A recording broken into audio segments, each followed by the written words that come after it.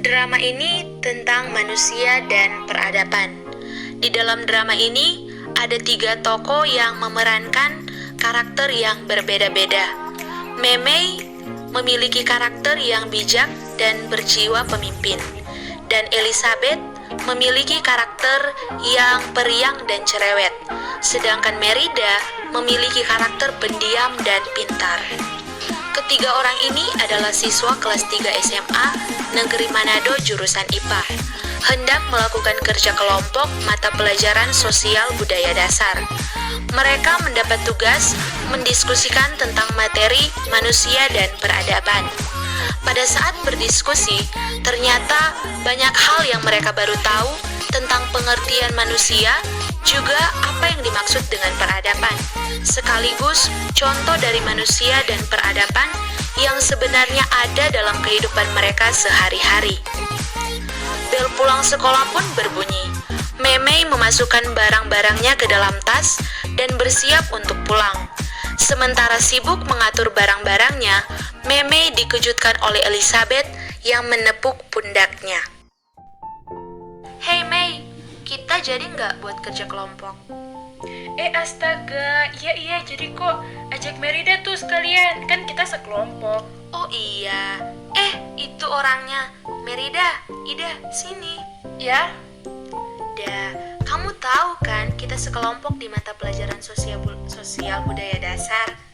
Aku sama Memei rencana hari ini mau buat tugasnya. Kamu kira-kira bisa ikut nggak? Oh itu, iya tahu. Kita bahas yang tentang manusia dan peradaban kan?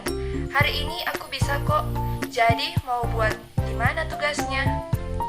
Nah itu sih enaknya di mana ya guys? Supaya kita lebih rileks, supaya diskusinya enak dan teman-teman juga bisa lebih paham. Ayo guys ke kafe, pasti seru. Kita bisa pesan makanan supaya otak kita lebih lancar, ya nggak? Hus, Lisa, kita rencananya mau buat tugas kelompok, bukan mau senang-senang. Cari tempat yang nggak ramai supaya bisa fokus. Iya Ketua Mei, Anda paling benar. Guys, gimana kalau di rumahku saja? Kalau kalian nggak keberatan sih. Nah, mantap jiwa. BTW, udah ada makanan nggak? Astaga, nih anak, pikirannya makan melulu. Iya, ada Lis, tenang. Setelah sepakat dengan tempat untuk membuat tugas, ketiga orang ini pun pulang ke rumahnya masing-masing. Mereka janjian buat tugasnya jam 2 siang. Dan jam menunjukkan pukul 1.45 menit. 15 menit sebelum jam 2, Lisa dan Memei tiba di rumahnya Merida. "Mei, tuh kan, masih 15 menit lagi jam 2. Kita berdua kecepetan nih." Gak apa-apa, daripada terlambat kan? Kamu ini, kan kalau tahu masih 15 menit lagi, kita bisa beli cemilan. Udahlah, supaya kita lebih fokus, gak makan melulu. Sementara keduanya lagi mengobrol, Merida yang sudah tahu kedatangan kedua temannya itu langsung mengajak masuk. Astaga, kalian berdua, kenapa hanya berdiri di depan? Ayo masuk. Iya. Setelah ketiganya berada di dalam rumah, mereka pun segera mengeluarkan buku-buku yang akan digunakan untuk membuat tugas. Oke guys, kita dapat tugas membahas tentang manusia dan peradaban. Sebelum kita masuk ke dalam diskusi, ada baiknya kita tahu apa itu manusia dan apa itu peradaban. Kalau dari teman-teman, ada yang tahu nggak? Aku. Kalau manusia mah simple, pengertiannya makhluk hidup, bisa bernafas, bisa ngomong, dan bisa bergerak, ya kan? Astaga, jawabnya ikhlas dong Dias. Menurut Omar Muhammad, manusia adalah makhluk yang paling mulia karena dapat berpikir. Manusia itu memiliki 3 dimensi, yaitu badan, akal, dan roh.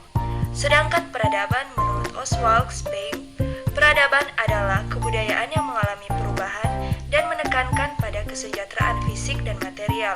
Sedangkan menurut Anne Ahira, peradaban adalah kebudayaan yang mengalami kemajuan yang tinggi. Wow, mantap jiwa Ida. Kamu udah belajar ya? Kan materinya baru dikasih tadi. udah coba cari-cari tadi materinya di Google. Pikirku supaya lebih terarah kalau nanti kita bahas materinya. Begitu, Lis. Nah, mantap Ida. Lis, lihat tuh teman kamu udah cari-cari materinya, bukan nyari makan. Enggak kok, bercanda. Aku mau sedikit tambahkan nih yang ini menurut KBBI. Peradaban adalah kemajuan yang menyangkut sopan santun, budi bahasa, dan kebudayaan suatu bangsa. Astaga, apa cuma aku ya yang keterbelakangan di kelompok ini? Bukan keterbelakangan sih, Lis. Cuma mungkin belum tahu aja, terus belum nyari. Kalau kamu nyari tahu tentang materinya, pasti tahu ya kan? Iya, Mei. Oke, teman-teman, karena tadi kita udah bahas tentang pengertian dari manusia dan peradaban, dan aku lihat tadi pengertiannya udah mantap. Sekarang kita lanjut ke perjalanan peradaban. Mungkin teman-teman ada yang tahu? Udah aku coba cari di Google. Jadi katanya perkembangan peradaban akan selalu menimbulkan benturan. Ini adalah pandangan dari Abang Huntington. Ia menyebutnya sebagai class civilization. Perkembangan peradaban akan selalu seiring dengan timbulnya benturan-benturan seperti peradaban barat dan peradaban timur. Jadi peradaban itu merupakan sebuah kondisi zaman yang akan terus mengalami perubahan dari masa ke masa. Mungkin contohnya kebiasaan-kebiasaan dalam berbudaya yang dari zaman ke zaman mengalami pengikisan dan masuklah yang namanya budaya modern. Nah iya, zaman dahulu manusia menanam karet dan hanya menunggu hasil berdasarkan kemampuan alam untuk memproduksi. Tetapi sekarang tidak lagi karena ada perkembangan seperti pupuk dan itu akan menumbuhkan karet dengan cepat. Itu yang dinamakan sebuah peradaban baru atau lebih modern. Iya guys, kalau dengar cerita dari orang tua, katanya dulu mereka nggak punya HP. Jadi kalau mau berkabar-kabar harus lewat surat gitu. Ribet banget sih menurut aku. Haha, iya Lis, kita bersyukur banget lahir di peradaban manusia sekarang, di mana semuanya sudah dipermudah lewat kecanggihan teknologi informasi. Itu juga ditunjang lewat cara berpikir orang yang udah berkembang. Kalau dari pengertian yang kita bahas tadi, manusia kan sebagai makhluk yang mulia, terus diberikan akal agar bisa berpikir. Nah, karena itu manusia menciptakan hal-hal baru untuk menunjang kehidupannya. Nah, betul sekali, karena manusia dan peradaban adalah hal yang tidak bisa terpisahkan, karena manusia itu memiliki cipta, rasa, dan karsa. Cipta, rasa, dan karsa itu akan menimbulkan perkembangan pengetahuan yang berasal dari suatu budaya. Nah, dari hal itulah kebudayaan akan mengalami kemajuan sehingga dikatakan sebagai peradaban. Betul sekali guys. Kalau ngomong tentang kebudayaan, kan banyak hal dari budaya yang disangkut pautkan dengan hal-hal mistis. Contohnya, kebiasaan orang-orang yang mempercayai hal yang kalau dipikir nggak masuk logika, seperti nggak boleh pakai kain di leher supaya bayi dalam kandungan tidak terlilit dengan tali pusar. Nah, kalau dipikir secara logika, kan ini nggak masuk akal, tapi dipercayai. Oh itu, aku pernah dengar cerita itu Lis. Iya emang sih nggak masuk akal buat kita yang hidup di peradaban yang udah modern ini. Dan sekarang kayaknya udah sedikit juga yang percaya akan hal-hal begitu. Ya karena itu perkembangan peradaban. Apalagi teknologi yang menunjang kayak kalau ibu hamil sekarang udah bisa lihat bayinya kalau mau periksa. Jadi kemungkinan terlilit tali pusar bisa diketahui secepatnya. Tapi kalau dari aku sih nggak mau memaksakan orang yang masih percaya dengan begituan. Soalnya apa yang kita yakini biasanya terjadi. Jadi kalau kita udah punya pikiran yang terbuka tentang zaman kita, tahu itu untuk kemajuan bangsa dan negara, kan? Yes, betul sih Mei. Cuma, hal yang perlu kita lestarikan dari budaya orang Indonesia adalah tentang sopan santun dan etika. Yang kalau dari aku sih, itu penting banget. Karena sebagai generasi muda yang harus bertumbuh dengan seiring perkembangan teknologi, pasti banyak dari kita yang sudah dan mau mengadopsi budaya luar, yang sering membuat kita lupa dengan budaya sendiri.